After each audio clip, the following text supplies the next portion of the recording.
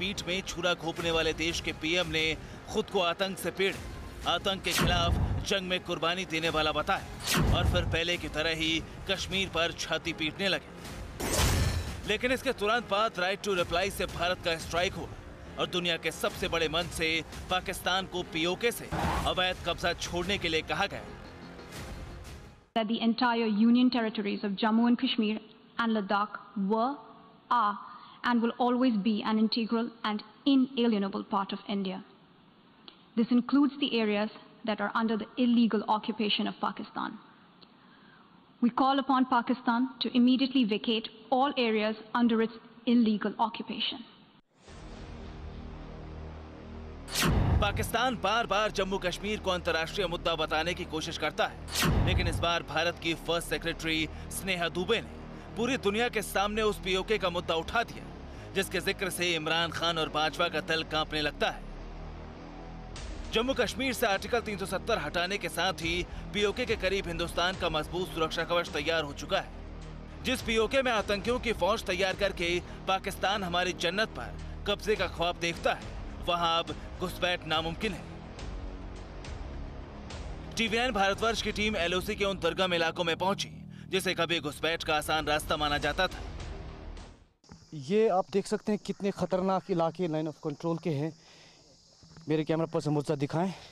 ये देखिए पूरा खारदार तार से इलाके को बंद किया है और यहाँ से हम आगे जाने की कोशिश कर रहे हैं ताकि आपको दिखाएं कि कितना कठिन इलाका है और इन इलाकों में जब मिलिटेंट्स घुसपैठ करते हैं तो ऑपरेशन करना कितना कठिन है। सिर्फ यहाँ पर आप देख सकते हैं रास्ते बहुत ही तंग और खारदार तारें रास्तों पर लगी हुई, और यहाँ यही इलाके होते हैं जहाँ से मिलिटेंट्स जो है ख़ास तौर पर घुसपैठ करने के प्रयास करते हैं। उरी सेक्टर का ये वही इलाका है जहां साल 2016 में ब्रिगेड मुख्यालय पर आतंकियों ने हमला किया था। लेकिन अब यहाँ जंगल हो या पहाड़, हर जगह सुरक्षा के कड़े इंतजाम हैं। यहाँ पर ये पूरा इलाका जो है सुरक्षा बलों ने खारदार तार से बंद किया हुआ है और यहाँ दूर दूर तक इन पेड़ों के बगैर कुछ दिखता नहीं है।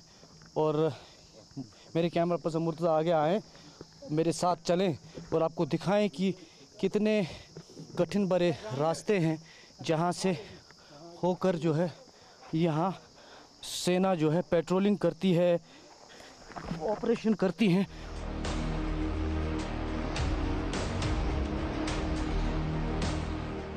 सत्रह सितंबर को उरी के इसी रास्ते पर फिर आतंकियों ने घुसपैठ की कोशिश की थी, लेकिन उन्हें अंदाजा नहीं था कि हिंदुस्तान के खिलाफ अब किसी भी साजिश को कामयाब करना नामुमकिन है। ये जो इलाका आप देख सकते हैं मुर्जा इस तरह दिखाएंगे, ये माइन फील्ड का इलाका भी है। खारदार तार भी इस इलाके में बिछी हुई है और ये लाइन ऑफ कंट्रोल उड़ी रामपुर सेक्टर का फॉरवर्ड पोस्ट का इलाका है। आप देख सकते हैं कि कितने भारी जंगल से होते हुए यहाँ पहुँचना पड़ता है और इसी का फ़ायदा जो है मिलिटेंट्स उठाने की कोशिश करते हैं और घुसपैठ करने के प्रयास करते हैं। यही वो इलाका है जहाँ पर एक दिन पहले एक बड़ी मुठभेड़ में 3 पाकिस्तानी मिलिटेंट मारे गए। वो इन्हीं रास्तों से होते हुए रामपुर इलाके तक पहुँचे थे और हतलंगू के पास जो है उनको मारा गया एक बड़े ऑपरेशन में।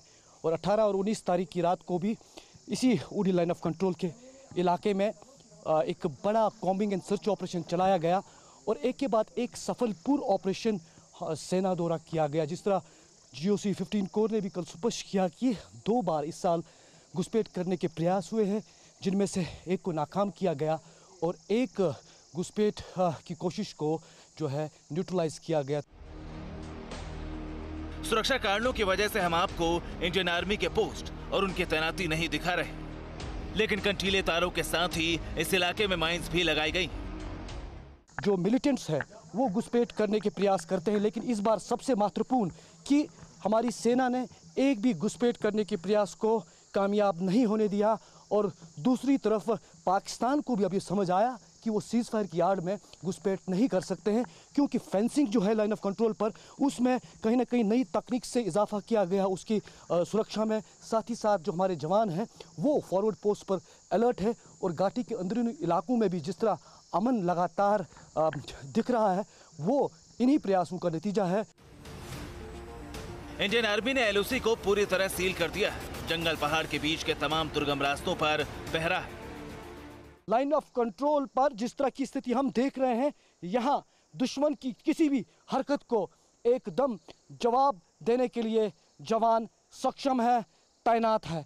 सुरक्षा कारणों की वजह से हम तस्वीरों में भारतीय पोस्ट या जवानों की जो डिप्लॉयमेंट हमारे आसपास है वो नहीं दिखा सकते हैं, लेकिन यहाँ चौकसी 24वीं घंटे यहाँ पर जवानों की तरफ से दी जा रही है।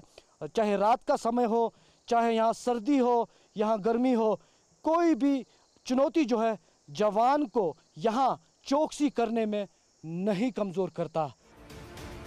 एलओसी के करीब रिहायशी इलाकों में बंकर बना दिए गए ताकि पाकिस्तान की बेवजह फायरिंग से स्थानीय लोगों को बचाया जाए। इसके अंदर जाने की कोशिश करूंगा और आपको दिखाऊंगा कि किस तरह लोग अपने आप को बचाते हैं जब यहाँ शेलिंग होती है। तो इसी बंकर के अंदर तुरंत लोग जो है आसपास के वो आ जाते हैं, इसमें ही अपनी जान को जो है सुरक्षित करते हैं। ये बंकर जो है ज़मीन के नीचे कुछ फीट जो है गड़ा हुआ होता है, इसके ऊपर जो है लेंटर करके इसमें कुछ सुविधाएं रखकर जो है यहाँ लोग जो है वो घंटे निकाल लेते हैं जब तक शेलिंग थम जाती है। तो साफ तौर पर आप देख सकते हैं ये बंकर जो है बिल्कुल छोटा है, अंदर एक जो बंदा है वो एक समय आ सकता है और करीबन 10 से 12 लोग इधर अंदर रह सकते हैं। हिंदुस्तान ने फिलहाल पीओके को आतंक और साजिश के अड्डे की जगह अब ऐसा बना दिया जहां आतंकी पाक सैनिकों पर बोझ की तरह महीनों से मुफ्त में खाना खा रहे। कूटनीति के टेबल से लेकर एलओसी तक यही तैयारी पाकिस्तान का ब्लड प्रेशर बढ़ा रही और पाकिस्तान को पीओके खोने का डर हर वक्त सताता रहता है। इरफान कुरैशी के साथ ब्यूरो रिपोर्ट, TVN भारतवर्ष। फिक्र आपकी, सोमवार से शुक्रवार रात 9 बजे सिर्फ TV9 भारतवर्ष पर।